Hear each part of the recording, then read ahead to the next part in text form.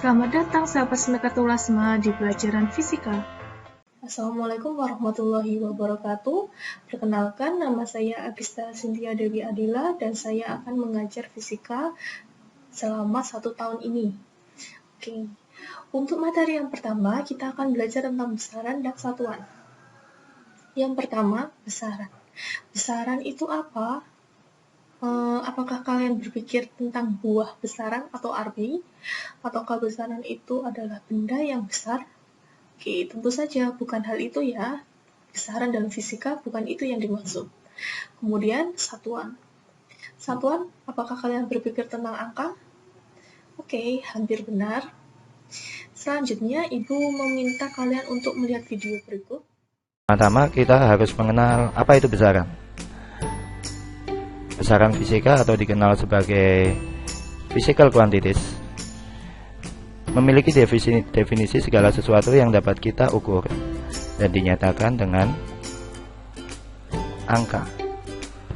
Contohnya, apabila saya mengukur tinggi badan saya, tinggi badan merupakan sebuah besaran dan dapat dinyatakan dengan angka, misalnya 170 cm. Suhu tubuh juga merupakan besaran dan dapat dinyatakan dengan angka. Contohnya 36 derajat Celcius. Oke, mungkin kamu akan bertanya, mengapa sebuah besaran harus dinyatakan dengan angka?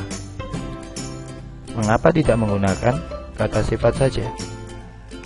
Ternyata kata sifat tidak bisa digunakan karena kata sifat itu terbatas. Contohnya, sepatu saya ukurannya kecil, badan saya ukurannya sedang. Mobil ini ukurannya besar. Kalau bus ini lebih besar. Bagaimana dengan pesawat terbang? Sangat besar. Bandaranya sangat amat besar. Bagaimana dengan sebuah kota? Luar biasa besar. Bagaimana dengan provinsi? Negara? Bagaimana dengan benua? Dunia? Apalagi tata surya. Kita sudah kehabisan kata-kata untuk mengungkapkan seberapa besar mereka tadi. Apabila kita ingin menyatakan ukuran benda-benda tadi dengan angka, maka tidak akan ada masalah sama sekali. Contohnya, tinggi badan saya 170 cm. Panjang mobil ini adalah 4,5 meter. Panjang bus ini 15 meter. Panjang pesawat terbang 50 meter. Dan seterusnya. Tidak peduli sekecil atau sebesar apapun benda yang kita ukur, kita akan selalu bisa menyatakan dengan angka. Untuk besaran-besaran yang memiliki satuan tersebut bisa digunakan sebagai skala pembanding. Namun, mengapa harus memiliki satuan baku? Misalkan jika saya mengatakan tinggi badan saya adalah 1,7 meter, maka seluruh orang di dunia, contohnya Amerika, di Jepang, atau di Eropa, pasti akan mengerti bahwa tinggi badan saya adalah 1,7 meter. Satuan yang dipakai dan dimengerti oleh seluruh orang di dunia ini sering disebut sebagai satuan internasional. Dalam bidang fisika, biasanya dikenal sebagai besaran pokok. Contohnya seperti besaran panjang yang satuannya meter, besaran massa, satuannya kilogram. Lalu ada besaran waktu yang satuannya adalah detik. Lalu ada suhu yang ternyata satuannya. Oke, dari video yang tadi, kalian tahu kalau satuan memang sangat berperan penting di dalam kehidupan sehari-hari ini, terutama kalau kita ingin mengukur suatu benda.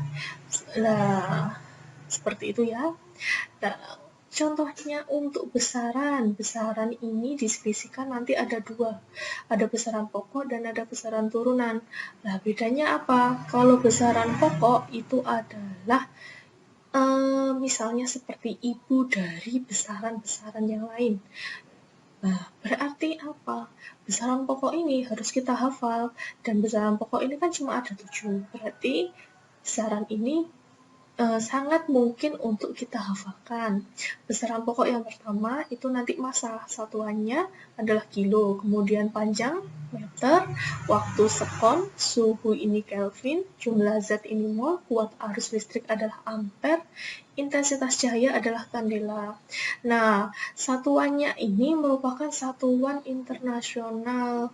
Nah, contohnya untuk satuan tidak internasional atau CGS itu contohnya seperti massa itu adalah gram, kemudian panjang itu senti, kemudian waktu itu biasanya kita ngomongnya jam, padahal untuk satuan internasionalnya adalah sekon. Kemudian suhu, biasanya kita menggunakan Celsius, tapi yang merupakan satuan internasional bukanlah Celsius, melainkan adalah Kelvin.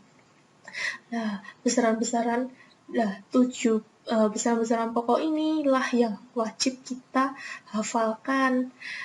Untuk contohnya seperti ini. Misalnya, ibu memiliki buah apel, ya, terus beratnya adalah 5 kilo. Wah, berarti yang merupakan besaran apa ya?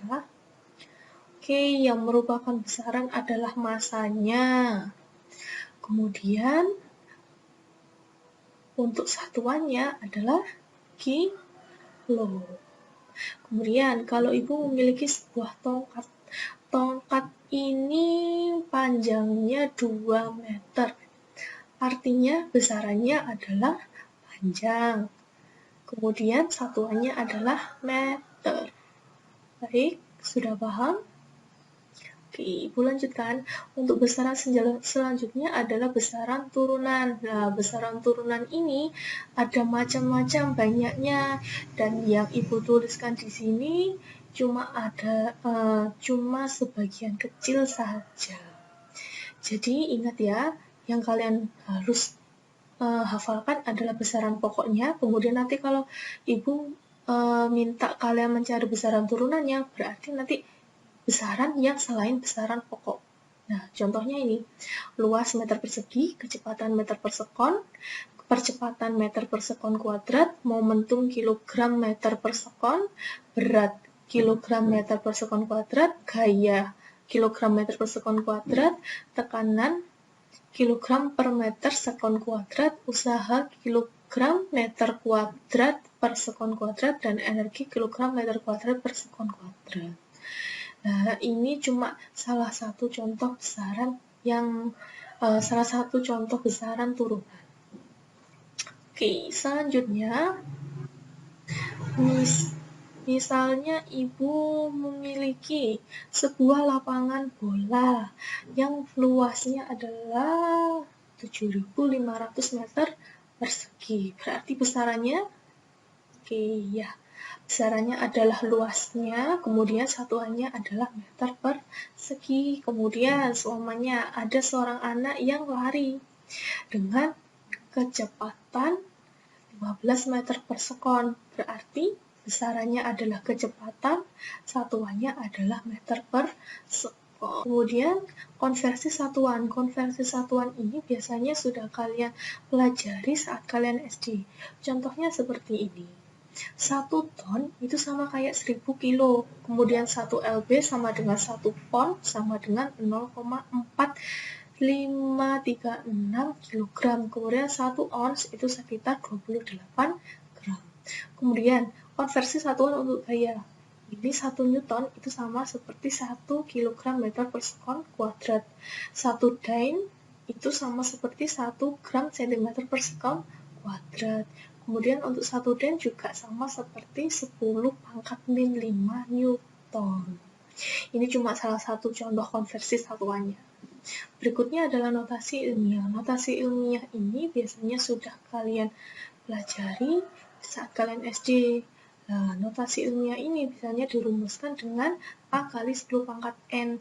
Contohnya adalah seperti ini.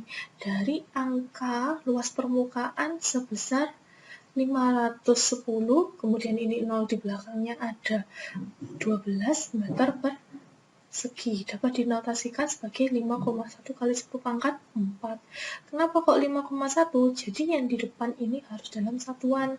Kemudian di sini nolnya ada berapa? 1, 2, 3, 4, 5, 6, 7, 8, 9, 10, 11, 12, 13. Ya, karena ada 13, kemudian ini harus jadi 5,1, berarti yang 13 tadi harus ditambahkan yang di sini, berarti jadi 5,1 kali 10 pangkat 14, atau sama kayak 51 dikali 10 pangkat 13. Nah, contoh yang kedua adalah muatan elektron. Muatan elektron ini dari angka yang sepanjang ini nolnya bisa kita tuliskan jadi 1,6 kali 10 pangkat min 19. Oke, kemudian ada kapasitas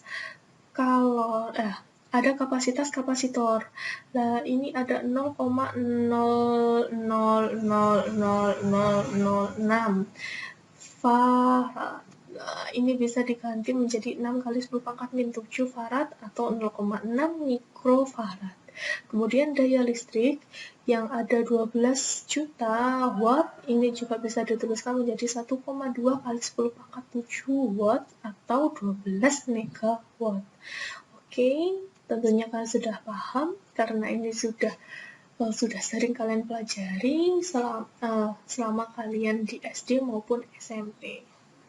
Baiklah, cukup sekian untuk pelajaran kita kali ini. Semoga bermanfaat. Wassalamualaikum warahmatullahi wabarakatuh.